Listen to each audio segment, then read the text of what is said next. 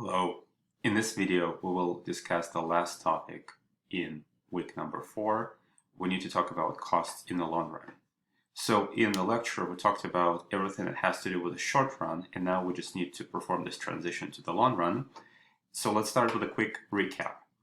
So as I said in class, for the purposes of deriving costs, we will think of a firm as just simply as a production function that takes two inputs, capital and labor, and translates them into some amount of output. So we just measure quantity as the number of units produced without specifying what kind of output that is and whether it has any specific characteristics or anything.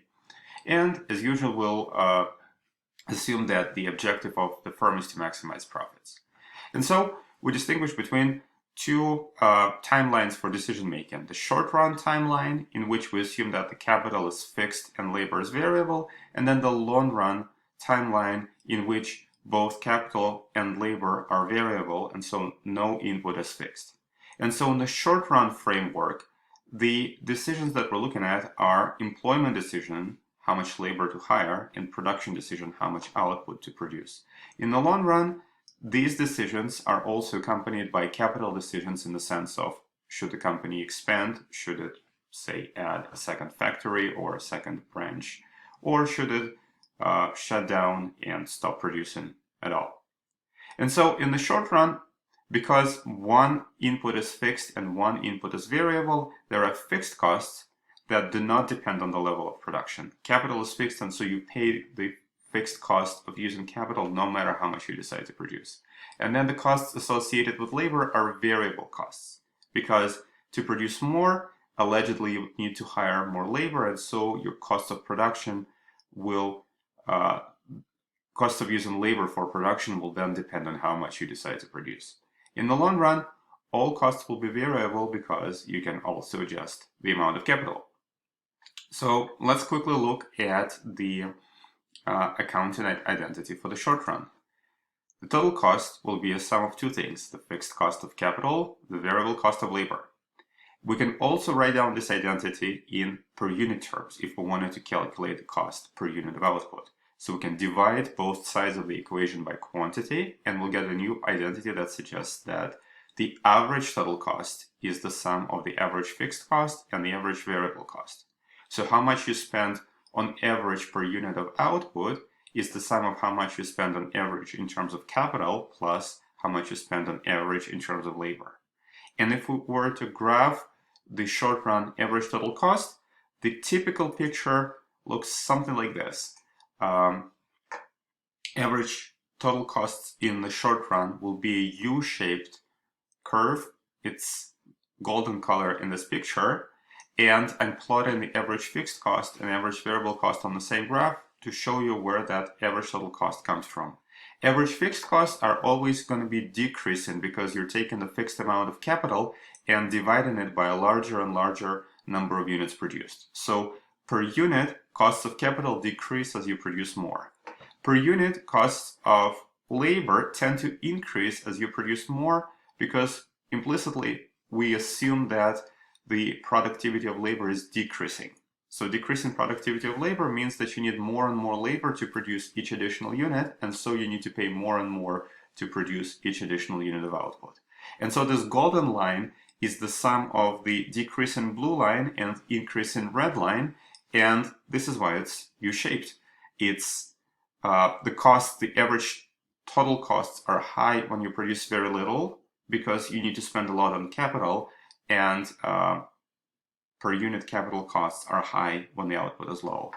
Average total costs, again, are high when you produce a lot because variable costs increase as labor becomes less productive. But then somewhere in the middle, there is this dip where the costs are minimized, where capital costs per unit are already not as high, and labor costs per unit are not yet high.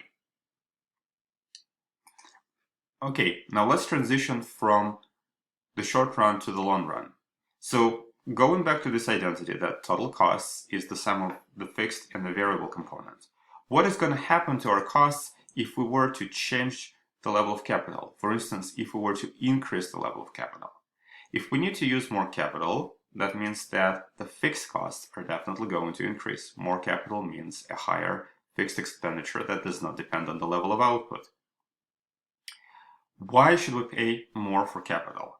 The only reason to pay more for capital is to save on the variable cost of production. So the usual assumption is that with more capital, your variable costs are going to decrease. Your labor will become more productive if you feed more capital to it.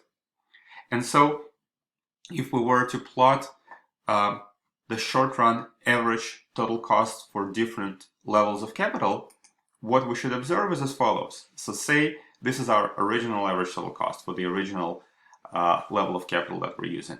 If we were to increase the level of capital, it's like our average total cost curve is going to shift to the right. Maybe right up, maybe right down. Not exactly sure. That depends on the particular cost structure, and in different examples it can work differently. But the idea is costs are going to increase for lower levels of output because we're now using more capital, and so it's more expensive to produce fewer items with more capital. Costs are probably going to go up for even higher levels of output because, well, labor becomes more productive, but maybe productivity does not change much for higher levels of output. But somewhere in the middle, we might start saving. We might be ending up with some range of output for which per unit costs are lower when we're using more capital. And say if we increased capital even more, let's jump from level 2 to level 3. Well, it's like shifting the curve even more to the right. So that means costs are going to go up even higher for smaller levels of output, but hopefully they will go lower for larger levels of output. So this is the trade-off of using more capital in production. If you want to produce low levels of output, using more capital is costlier. But if you want to produce higher levels of output, using more capital could be beneficial because it might reduce your costs.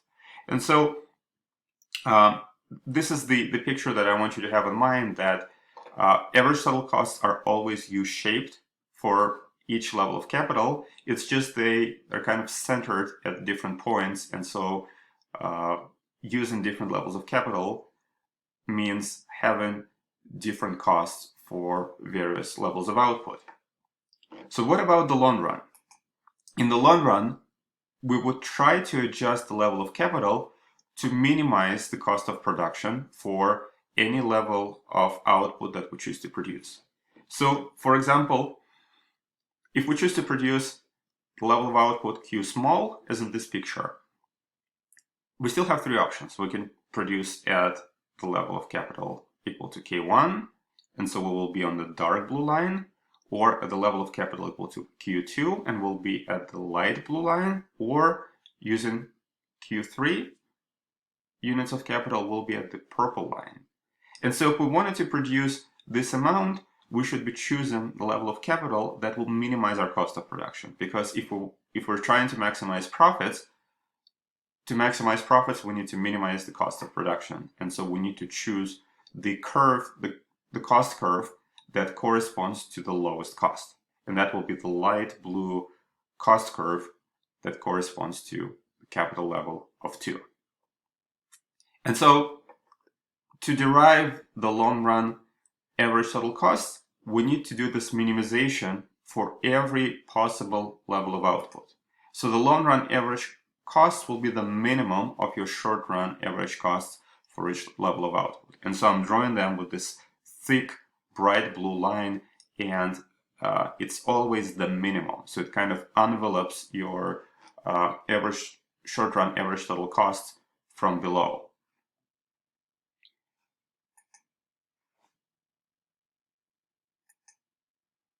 Okay, now let's forget about the short run cost for a while, and let's just look at the shape of the long run average cost. Because the short run costs are U-shaped, the long run average total cost curve is also going to be U-shaped, but it's going to be somewhat flatter because it's always the minimum of the corresponding set of the short run costs. And typically, again, because it's typically U-shaped, we typically will divide it in three regions. The first region being the part of the cost curve where the costs are decreasing, so it's the left decreasing segment of the cost curve. Then there's going to be a somewhat flat region of the cost curve in the middle. And finally, there's going to be an increasing segment of the cost curve. And so the part where the costs are decreasing, we would call it increase in returns to scale. So in the long run, if you want to scale up your production, if you decide to produce more, operating on the increase in returns to scale segment of the cost will mean reducing your per unit costs by producing more. So if you start by producing very little and then you expand your production, you'll be saving on per unit costs while you're in the increase in returns segment of the cost curve. And then finally, you'll hit the constant returns segment where by increasing output, costs will not go down, but they will not increase yet. And finally, as you increase your production even more, you will hit the decrease in returns segment of your cost where increase in output increases your per unit cost. And so typically firms operate either on the increase in returns part of the cost curve or constant returns without going to the third segment of the cost curve. And one final definition, we will use it next week. The minimum efficient scale, the smallest level of output at which the long run costs are minimized. So if you were to find where the long run average total costs are minimized first, that first quantity is going to be the minimum efficient scale. And I guess we'll calculate it next week. Thanks for your attention. See you soon. Bye.